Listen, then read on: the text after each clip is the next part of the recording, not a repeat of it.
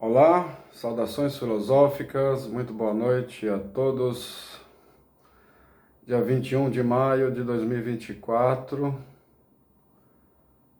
hoje, uma terça-feira, vamos dar prosseguimento ao nosso curso, o que é o Espiritismo. Já desenvolvemos a aula 1 e hoje vamos tratar da segunda aula, Deus e as Três Revelações, que tem duas partes, parte A e parte B. Eu havia dito, a parte B é o maior mandamento. Eu havia dito no último vídeo que provavelmente nós trataríamos nessa segunda aula da parte A e B. Mas repensei essa situação, Vamos devagar, Primeiro tratar da parte A, desenvolvê-la bem, e num próximo vídeo tratar da B, Porque senão nós vamos ter o problema aí do vídeo ficar muito prolongado, ou querendo apressar o conteúdo, que não é nada bom, Vamos com calma, vamos analisar o texto detidamente, para que todos nós possamos aprender e compreender melhor, tudo que nos traz aí a doutrina espírita, esse curso aí oferecido pela FESP, Federação Espírita do Estado de São Paulo, é bastante proveitoso, serve para iniciantes, para veteranos do espiritismo, e serve para refrescar, nossa memória do nosso trabalho, que nós temos aqui enquanto encarnados. Trouxe meu café. Nós vamos começar com a segunda aula, parte A, Deus e as Três Revelações. Quais seriam essas três revelações, Vamos ver, Moisés e os profetas, a primeira, que está no Velho Testamento, depois Jesus e o Evangelho, E depois o Espiritismo. Então vamos lá. A primeira pergunta de O Livro dos Espíritos expressa um dos grandes questionamentos da humanidade. O que é Deus? Essa é a primeira pergunta do Livro dos Espíritos, e Kardec, na hora que questionou os espíritos, disse o que é Deus e não quem é Deus. Vamos lembrar que Kardec veio, seus pais eram vinculados aí ao cristianismo institucional, a vertente protestante, tem uma ligação também com o catolicismo, um deles. Então, para não ter aquela resposta, do Deus antropomórfico, Deus com forma humana, que foi muito ali simbolizado, se faz quase uma analogia com Zeus, da cultura grega. Ele pergunta justamente o que é Deus, não quem é ele. E aí os espíritos vão responder, Deus é a inteligência suprema, causa primária de todas as coisas. E nisso consiste um dos princípios do espiritismo.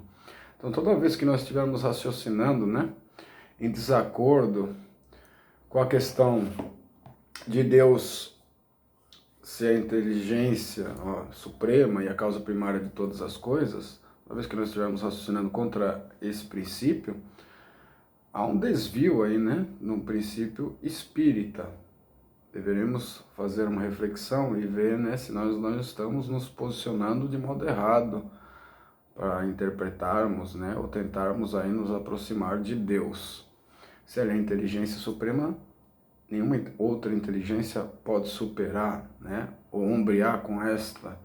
E a causa primeira, nada pode o anteceder. Porque o mais elementar raciocínio de algo antecedendo Deus, ele já não passa a ser mais a causa primária. Seguindo. Desde sua criação, o homem sente dentro de si mesmo que há um Criador.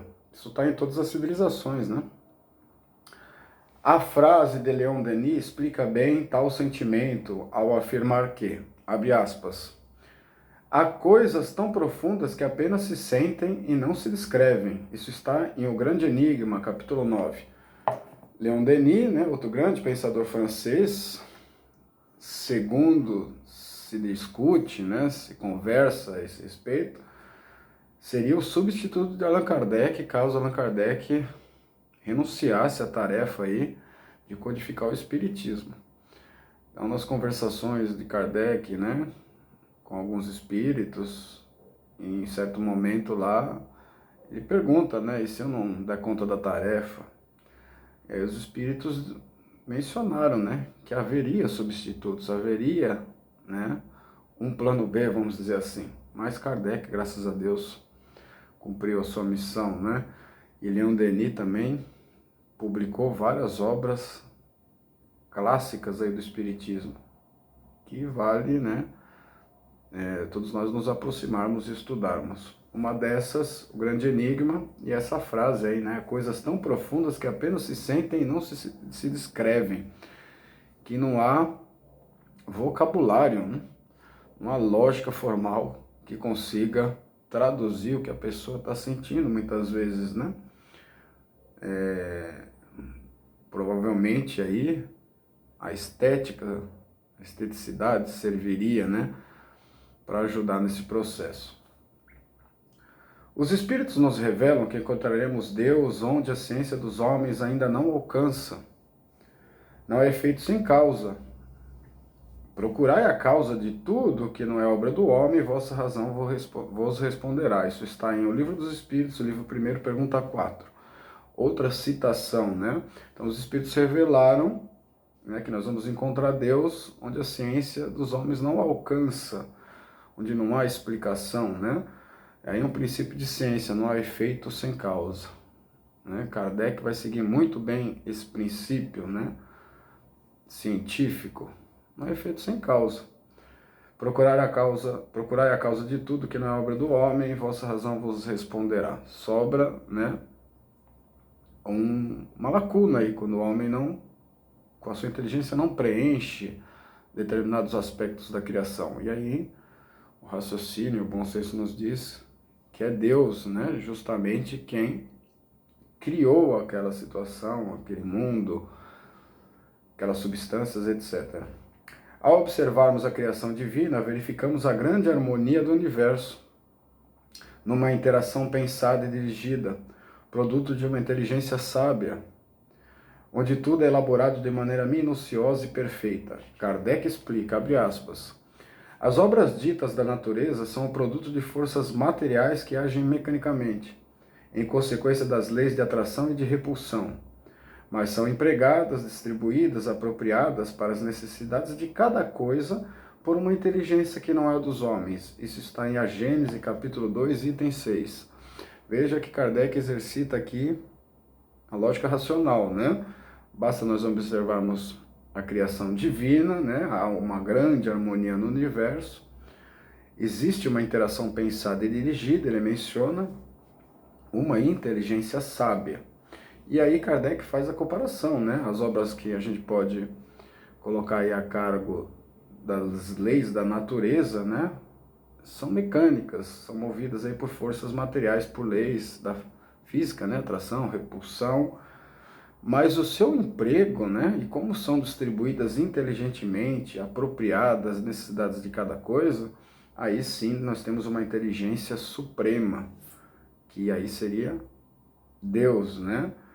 Mesmo essa questão da força mecânica e dessas leis da física, que acho que foi a criação de Deus, né? Deus sempre será Deus, pois é eterno. Suas leis também sempre serão as mesmas, pois são imutáveis. O que muda através dos tempos é a maneira como um homem consegue concebê-lo. Então veja, Deus é sempre o mesmo e sempre eterno. Não está sujeito às modificações da matéria, né? Por isso que é imaterial. Suas leis também são as mesmas, perfeitas. Não pode haver, né, qualquer tipo de raciocínio de correção das leis de Deus, ou de que ele errou em algum desses processos. Não mudam, né? E através dos tempos nós vamos cada vez mais nos aproximando e melhor compreendendo. Vamos levantando o véu, né, da nossa ilusão e da nossa ignorância. Sempre trouxemos dentro de nós o sentimento de adoração. Veja aí a questão da lei de adoração, que é uma lei natural. Pois trazemos a marca do Criador. essa marca está gravada em nossa consciência, o que nos traz a intuição de um ser superior. É uma consciência universal, pois encontraremos tal crença em todos os povos. Então, a lei de adoração que preside, né, várias situações, vários fenômenos no mundo, né, material e imaterial, né, está depositada aí dentro do mesmo homem, né, dentro da sua consciência, que é a marca do Criador. E por ser isso, né, nós temos uma intuição de um ser supremo que está presente em todos os povos, cada um dando um nome diferente, né, muitas vezes. No caminho percorrido pela humanidade, na busca por essa força ou ser superior, vemos que a concepção de Deus muda conforme a nossa evolução. Enquanto primitivos, alguns povos entendiam que as forças da natureza eram governadas por vários deuses. Quanto a isso, explica-nos Kardec, abre aspas, a palavra Deus tinha entre os antigos uma acepção muito extensa, uma qualificação genérica de todos os seres não pertencentes às condições humanas. O Livro dos Espíritos, livro 3º, pergunta 668, é um comentário. Então, vamos examinar esse parágrafo, né? Durante toda a história da humanidade, né? Os homens aí procurando uma força superior, o ser superior. A ideia de Deus muitas vezes sempre esteve presente, mudando conforme o tempo e a evolução dos espíritos, né? Estariam reencarnados naquela época. E entre os povos primitivos, né? Eles tinham uma concepção de Deus, né? Entendendo aí as forças da natureza governadas por esses deuses. Aí tem a presença do politeísmo, né? O judaísmo que nos vai trazer a ideia, né, do monoteísmo. Aí o Kardec, né, diz que a palavra Deus tinha entre os antigos uma acepção muito extensa, muito abrangente, genérica, né, que percorria aí todos os seres não pertencentes às condições humanas, certo? Então muitas vezes entidades, espíritos que se comunicavam eram confundidos por Deus, né? Porque eles não sabiam explicar esses fenômenos, né? Ainda lá na primeira revelação, muitas vezes na segunda, e agora com a terceira já fica muito mais fácil, né? Nós explicarmos isso, mas ainda assim há muitos que confundem, né? Comunicação dos espíritos com o próprio Deus, etc. Mais tarde, incapazes ainda de compreender a essência divina, personificamos Deus à nossa imagem e semelhança, Deus antropomórfico. Dessa maneira, Deus ganhou características humanas imperfeitas como a crueldade, vingança, ira, etc. É o Deus do Velho Testamento, né, da primeira revelação, bastante contaminado aí por vícios humanos, né, e até concebido com a forma humana. Isso vai avançar ao longo dos tempos, né, essa concepção vai sendo melhorada e melhores aproximações vão acontecendo entre o homem e Deus. Nesta trajetória, temos a primeira revelação com Moisés, o que representou um grande avanço para os homens da época. O Deus de Moisés é forte e poderoso, ele revela os 10 mandamentos, um código de conduta moral para um povo turbulento e indisciplinado. Contudo, o Deus revelado por Moisés ainda é duro e parcial. São características, né, do Deus do Velho Testamento, Deus dos exércitos, né, parcial, que prefere um povo em detrimento muitas vezes de outro. Mas aí tem alguns aspectos de avanço, né? A revelação dos 10 mandamentos, que mais? A questão do monoteísmo, né? Surge um código de conduta moral para tentar disciplinar um povo indisciplinado e turbulento.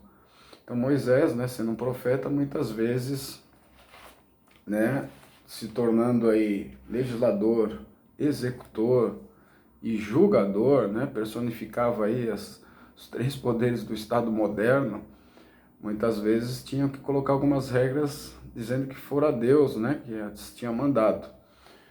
E mesmo assim o povo indisciplinado e turbulento não respeitava. Tanto é que na segunda revelação nós vamos ver Jesus Cristo muitas vezes revogando algumas dessas leis, né, mas deixando, né, o código moral intacto.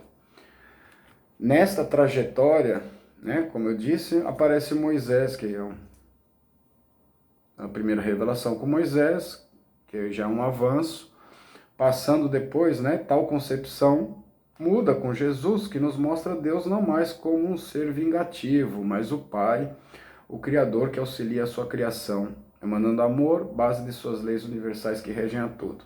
Segunda revelação vem com Jesus Cristo, né? Ele nos traz, é um enviado aí, nos traz o Evangelho de Deus, né? Personificado por ele, Jesus Cristo, e Deus já começa a aparecer, né? Não mais como um ser vingativo, mas como um pai, né? O termo que Jesus usa.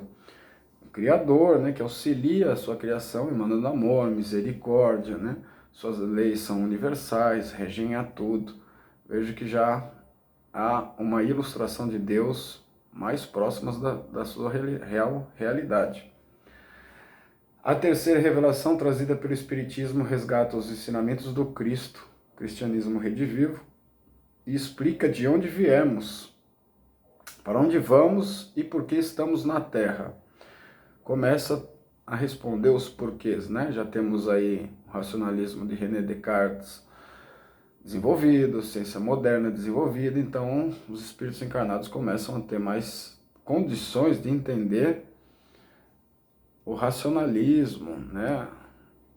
O método científico, né? A observação de fenômenos, desenvolver mais a filosofia, né? Então, a terceira revelação já nos dá uma clareza maior. Ao contrário das duas primeiras revelações, centralizadas em duas figuras, Moisés e Jesus, a doutrina espírita é fruto da comunicação de vários espíritos, universalizando o seu ensino. Então, a Pleiade do Espírito da Verdade que assessorou Kardec, né, ditando as obras da codificação. Pleiade aí tem a ver com as estrelas, com a astronomia, né? Abre aspas, Deus quis que a nova revelação chegasse aos homens por meio mais rápido e mais autêntico. Eis porque encarregou os espíritos de a levaram de um polo a outro, continente a outro, né? Manifestando-se por toda parte, sem dar a ninguém o privilégio exclusivo de ouvir a sua palavra, o que seria, né, um exclusivismo. Esclarece-nos Kardec, o Evangelho segundo o Espiritismo, introdução, item 2. Aqui está explicado, né, alguns aspectos do Espiritismo, né, fruto da comunicação dos Espíritos, portanto a doutrina dos Espíritos, não é de Kardec, né, há uma universalização do ensino, né, e aí tem a citação do próprio Kardec, né, dizendo aí que essa revelação não chegasse apenas a um homem, né, mas viesse mais rápido, de modo autêntico. Então houve como uma invasão, né, organizada lá, como nós vimos na primeira aula, em vários continentes do globo, várias manifestações, né, e foi na França que isso foi melhor compreendido, estudado, interpretado. Os Espíritos nos revelam que Deus é a inteligência suprema, a causa primária de todas as coisas, e Kardec enumera os atributos que acreditamos Deus possuir. Todo-poderoso, soberanamente justo e bom, o Livro dos Espíritos, livro 1º, pergunta 1 e 13. Lá o Kardec desenvolve melhor essa questão dos atributos.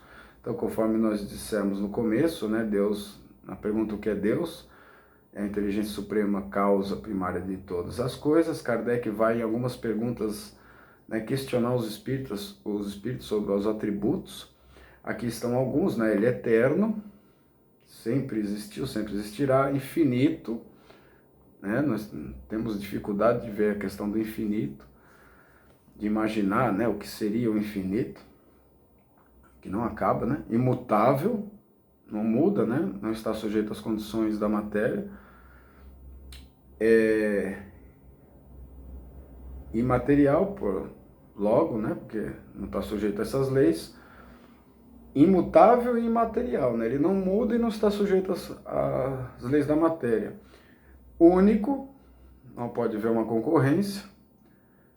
Todo-poderoso, né? Poder soberano, magnânimo, né?